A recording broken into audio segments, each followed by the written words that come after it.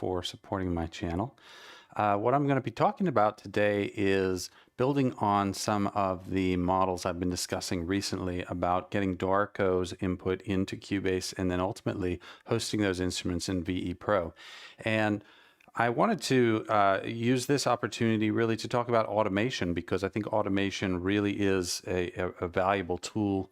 It's not for anybody who's not using it. I think you're really unfortunately cutting your productions short. Automation is a little bit of a challenge, I think, for people to get their heads wrapped around when they begin using it. Once you use it, you discover that it's also just like MIDI CC in traditional orchestration, so important to really getting lively performances. But when we have this intricate setup where we're using notation in Dorico and we're doing some of the production, oops, sorry, I've got a phone call on my watch there. And then we've got aspects of the bussing and mixing happening in Cubase, and then we've got the instruments hosted in VE Pro. It's not immediately apparent how you do all that, and maybe one comes to the conclusion that they have to kind of just abandon that idea. And I wanted to demonstrate that actually not only is that not the case, not only can you do automation here, but actually I think the workflow is very similar to what it would be otherwise, and actually I think even better, because the purpose of this whole model is to use the software that's right for the job. So Cubase has been making strides with their score editor, but it's clearly not as robust as Dorico, and I'm not sure it ever will be, because naturally Steinberg is developing two different products. VE Pro undoubtedly hosts instruments and distributes that load on your computer's resources more effectively and in a more stable way than anything else. And the fact that you can use it over a network is absolutely unmatched. So hosting instruments in VE Pro makes a lot of sense. Notation in Dorico makes a lot of sense. We're left with Cubase, which really fills this gap about bussing, high quality audio engine, right? So that you're getting this really pristine audio all the time. Mixing, much more effective capabilities with side chaining, bussing, send effects, things that Dorico and VE Pro can do in some regards, but that's not really their bread and butter, right? So here what we're doing is we're doing the automation in Cubase. So in answer to this second question over here, why so complicated? Because I do get this from some folks watching my channel. Why go to all these great lengths to be using all of this stuff together and having to have it all sutured together with network MIDI and stuff? Well, the main reason is to use the right tool for the job. And so I need for my work a few tools. And believe it or not, there are even some tools that I use on a daily basis, which I don't incorporate here yet, just because I'm not really sure how to place them in the context of things that I do discuss on my channel. But finding the right tool for the job in general is a really empowering place to start when you're composing. So let's talk about how this works. What I'm going to do is bounce here into my desktop. I've got Dorico up here on the left. Let me throw on my headphones. I think I can hear all of this. Okay, so I've got this MIDI right here. I think actually I'm going to just take those off. So this MIDI here is just a 5-part string part. We've got some violins, viola, cello, and double bass. Okay, so it's very straightforward, and that is all coming into Cubase onto these tracks. So you can see that we're getting all the MIDI coming in here, right?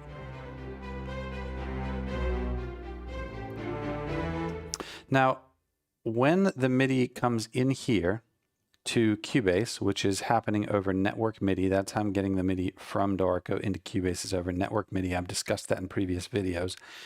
Then all 5 of these MIDI tracks, you can tell they're MIDI tracks by the icon, they are feeding into this one instrument track, right? So no matter which one of these tracks I choose, they're all feeding into the same instrument track, which is this Vienna Ensemble Pro, VE Pro instance right here, which is connected to STR, which is my big string instance over here. It has all my string related instruments in it. So that's how it works. We've got the MIDI coming out here over network, in here over network, and then just being sent to VE Pro through traditional means. Now, when you are setting up automation on one of these instruments, what you actually really need to do is you need to configure the parameter for automation inside VE Pro, because that's ultimately where kind of the knob or the switch or whatever we're manipulating lives. Exposing that in Cubase, in other words, making it so that once it's set up in VE Pro that Cubase recognizes it, is actually very easy. And I'm going to show you how we do that. And then from there, basically you're writing automation, whether you're recording it with a knob or drawing it in. It's like a traditional automation lane in Cubase. So let's take a look at this double bass line, which has some longer notes. I didn't mean for there to be an accent on that. So let's take a look at this bass line, this double bass part, okay? And I'm going to go ahead and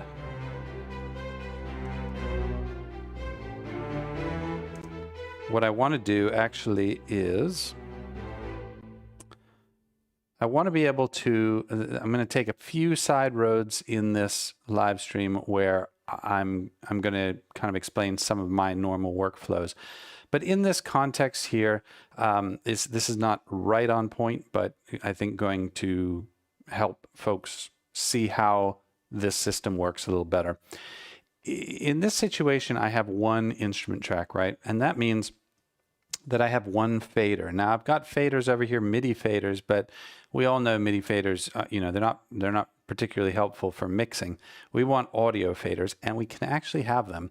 So what we actually want to do here is the string parts, they all do come out my main string bus, but I also have strings high, strings low, and actually I have separate outputs right here as well. So for my violins and violas. So what I can do is I can actually come up here into Cubase. I'll expand this for a second.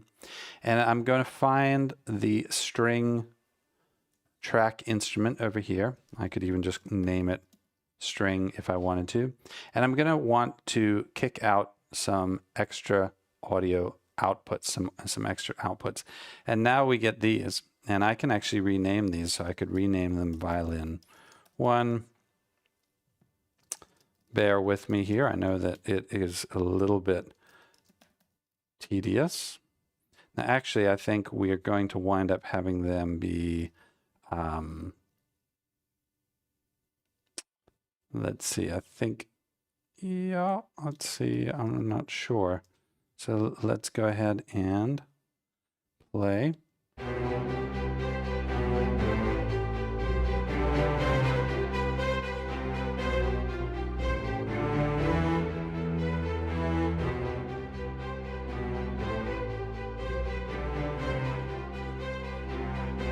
I think I need one more output there, which is 11, 12. So 11, 12 is the violin, violas. The double basses are over here actually on 17 and 18. I'm going to go ahead and just kick out 17, 18. These are my basses. So just we can ignore those other ones for right now. Okay, so now I have this. If I go ahead and turn on my listen bus and I play this. The nice thing, this is again a sidebar, but one of the nice things about the listen bus, if you are using the control room, is it allows you to dim everything else against whatever is activated as listen, so that I can hear the other stuff. It's not exactly like mute, but it's really nice if you want to listen to something in context. I actually use it instead of mute pretty much exclusively. But this way we can hear just the bass part. I imagine that's fairly quiet on the live stream, but that's okay. So now we want to automate this. Okay, so what I'm going to do, you cannot automate a MIDI track. MIDI tracks don't do automation, only instrument tracks do. But you'll see that if I click this little downward arrow here, I get all those outputs. I can see my bass instrument right here. Okay, and I could go to read, and then I could just go ahead and let's put in volume just as a demo. So now I have a volume automation track. Actually, I don't have to open that up. And then let's just go back to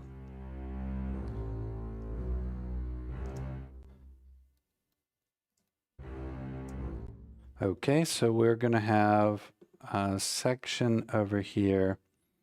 I'm just trying to make sure I get my loop in Dorico matched over here.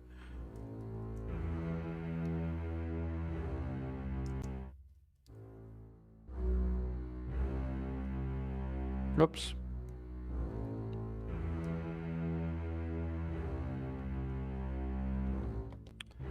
This is really nice that my cursor matches what's going on over here. So I've got C bar 4 and then bar 5. So I do have the only thing is that when this is looping in Dorico, it doesn't know that in Cubase. So sometimes I have to actually set up that manual thing so I can see what the range is that I'm dealing with. Okay, so I'm just going to basically write in some automation here on volume. And that automation data is going to be going over to our instrument here, as long as we actually have it set up. So what I could do is I could come down here when I am selecting my automation track. Okay, and I'm actually going, oh,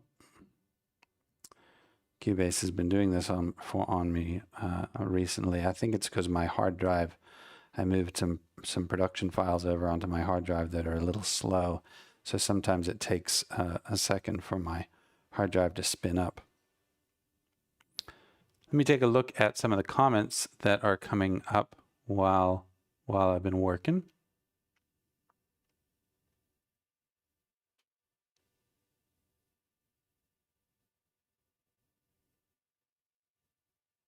Yeah, I see, Cubase Unit. You haven't looked at VP8, but I'm interested in VE Pro 8. I'm always interested in ways that could improve, but I haven't really been informed on it yet.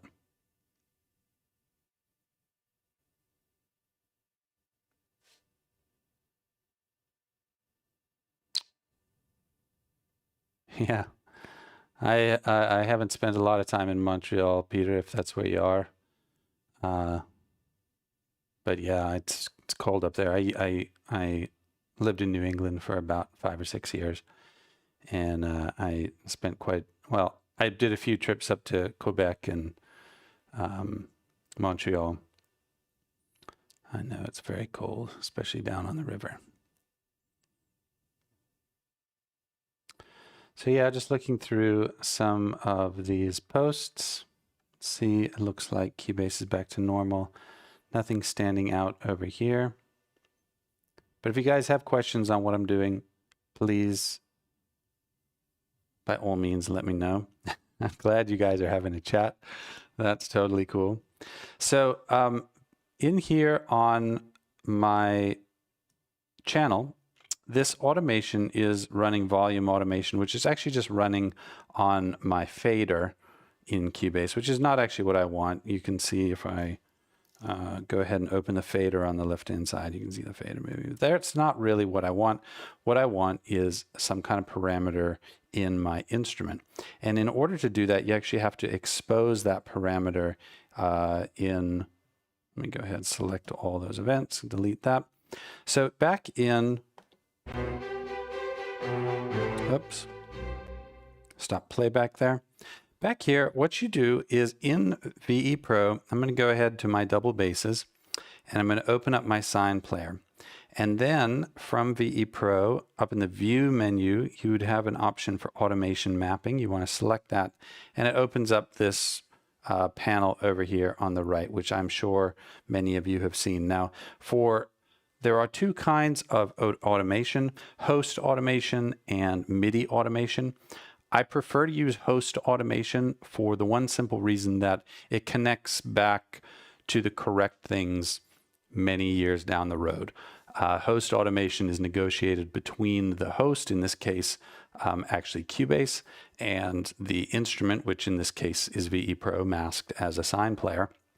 So that connection, that bond, so that Cubase knows how to address that parameter again in VE Pro, that address stays constant. So that if I open this project up in 14 months, my automation is going to connect up. Whereas with MIDI CC, it's what I told it, and I have to keep track of it. Otherwise, it might break. I'm going to break it. It's not going to break by itself. It's just that it's one more thing I have to worry about. Host automation, I don't have to. So for that, I'm not going to use MIDI controllers, but I'm going to use parameters here. And I just hit this little L button over here, which is for learn. And then I can come over here and I can basically select any kind of thing in my instrument. So if I just click on this volume over here, maybe let's see if there's another option in the sign player. I don't actually usually do automation in the sign player, so this is kind of an interesting challenge. I'm not sure what sign player actually is exposing to VE Pro. Normally, if I click on something here, it's going to just register in my VE Pro instance. So I don't know. I'm trying to see if there's anything here that I can. Let's see what's exposed over here. If I go to double basses, I guess I can. Well, it says that I can do volume. It just must not have been exposed. Okay, so now I have the double basses volume tied in here to my VE Pro automation. So normally with VE Pro automation, or I can just click on a knob or something like that. It seems like the sign player doesn't necessarily immediately sort of publish that information of what I've clicked to VE Pro. With many effects, delays, reverbs, EQs, things like that. It just sort of, the minute I click on something in the instrument, it sort of publishes it or tells VE Pro about it, which responds by adding it to whatever automation item I have that L activated for. And now over here, when I'm looking at this track, I can see that I have, let's see here, if I were to go to maybe quick controls, quick controls recognize this double basses volume automatically. Just basically, as soon as you add it in VE Pro, it's going to show up here in your quick controls. So now if I were to enable right here and I were to play this, let me go ahead, play.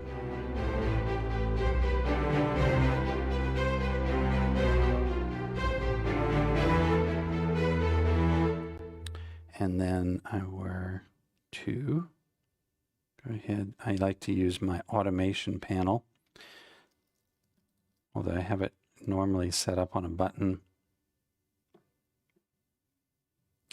Then if I go ahead and show all used automation, where is my automation here? There it is.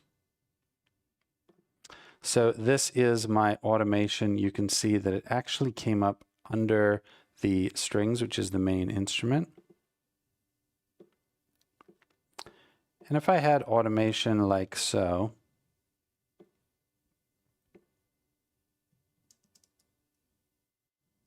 let's see what that is actually affecting down here in my instrument. I'm just going to go ahead and use a little sine wave to just create some funny automation there. All right. Yeah, you see that is just doing a volume there on my fader, on the MIDI fader, which is not what I want. there is, I'm sorry that I'm getting a little stumbled here because I've been doing primarily hybrid composing lately and not a lot on this this orchestral bent. I haven't been doing this a lot.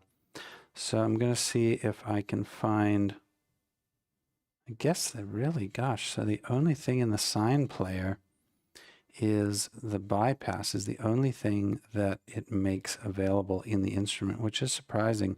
So when I go with this volume for double bass, I would imagine that what's really happening there is that it is actually this volume knob. So let's see if I go ahead. So partly what I'm doing here is finding out what, there it is. So you can see if I were to make this window a little bigger, that since adding, let me stop all of that, turn off right, and get back to describing exactly what happened here because I fear that I have confused the issue. But here's what happens is that right now, actually, the sine player is only the sine player itself is only exposing the bypass option. That's the only thing I could automate. And that doesn't make for much of a demo, so I bypassed that. I went with volume, and these here are not part of the sine player. These are actually part of the VE Pro mixer. So by selecting volume there, what I'm selecting is this VE Pro mixer channel right here. And then we can see up here that when I'm going to once again use my automation panel to go ahead and clear out all that automation that I just wrote. So very nice. We're going to go ahead and select the track, come here and delete all automation for selected tracks, and then hide all. So I'm back to this very plain arrangement. Now if I right enable this and I'm just hitting play, then when I move the fader in VE Pro, it's going to write it to automation right here on this track. So I'll show you how that works here. You can see it responding.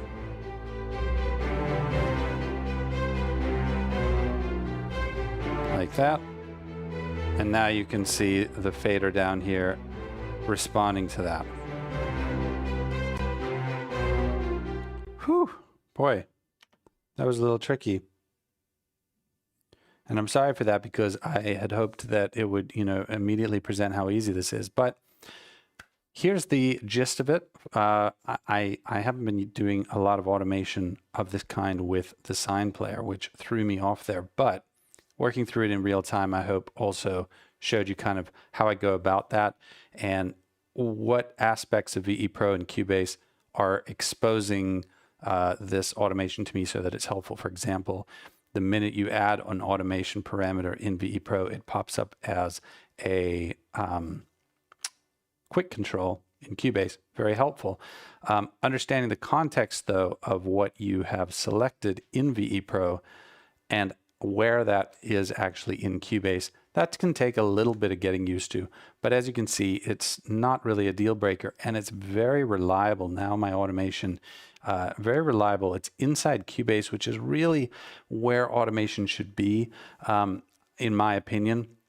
I know that I could write this automation into Dorico. I could write it into the control lanes there. I could write MIDI CC in. Just as a side note, in Cubase, you can use these automation lanes not just for parameters, but for things like MIDI CC as well. There's actually an option in Cubase where you can select in the preferences that you want all your MIDI CC automation to occur on lanes instead of being inside the MIDI part, which is a nice way to handle this kind of thing where you have the instruments hosted in VE Pro, but you're really doing the automation in Cubase. And automation in Cubase is so much more robust than it is in Dorico. In Dorico, it is a surface feature. It does the job, and if you really are just doing a little bit of automation once in a blue moon, then it's probably fine. But for me, automation is as much a part of my process as exporting audio. It's absolutely crucial. It's something I'm doing every day, every hour. And so the automation capabilities of Cubase are light years ahead of what you can do in Dorico if you're only in Dorico. Okay, so recap of the setup here: notation, MIDI coming out of Dorico through MIDI, network MIDI into Cubase, where all the automation is happening right before the data gets to the instrument in VE Pro. If you have questions about what I've demonstrated, please do let me know in the comments. I am working right now, just on a side note, I am working on finding a way to share the demo files from my live streams here somehow on the internet, so that people could, download the files and, maybe kind of reverse engineer some stuff if they have questions about percussion maps or expression maps or how things are configured between these projects. So I am hoping to get that going. If you have any ideas on that, please also send me a message or post on my YouTube channel page. I'd be very interested on people's opinions about that. And without any further ado, I will, I just, in scanning the comments, saw Shivas's iLock comment. Yeah, iLock drives me crazy. I wish either iLock would work perfectly, which it never has in my experience, or just don't do it. I mean, Steinberg has perfectly good security on their products without using iLock. I don't know why everyone else doesn't do the same. Just looking through some stuff here. Okie doke. A Discord server. That's a very interesting idea. Yeah, maybe that is what we need. All right. Well, I'm going to leave it there for now. And I hope everybody has a great rest of the week and a great weekend. And I will be back next Tuesday. I am hoping very much to have another topic posted by the end of today, or at the very least tomorrow, so everybody will know what the next couple of live streams is going to be. Thanks again, and have a great week. All right.